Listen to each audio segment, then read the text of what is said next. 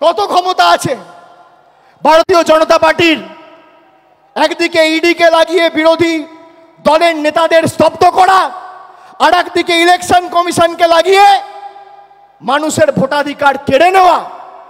দুটো ই, একটা ইডি আর একটা ইসি, একটা এনফোর্সমেন্ট ডিরেক্টরেট আর একটা ইলেকশন কমিশন।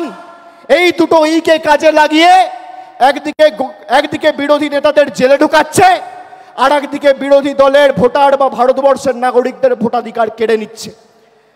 আমি বলছি আপনাদের কেউ চিন্তা করবেন না, আপনারা সবাই দেশের নাগরিক।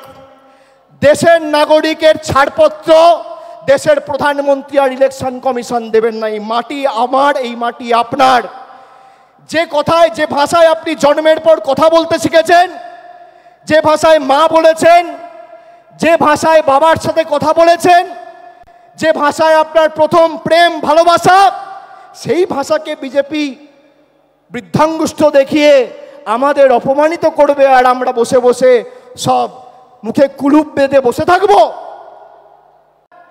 2021-এর আগে বলেছিলাম খেলা হবে, এবার বলছি পদ্মফুল উপড়ে ফেলা হবে। বাংলার মানুষকে ডিটেনশন ক্যাম্পে নিয়ে যেতে চায়, এদেরকে 26-এর পর ডিটেনশন ক্যাম্পে আমরা নিয়ে যাব।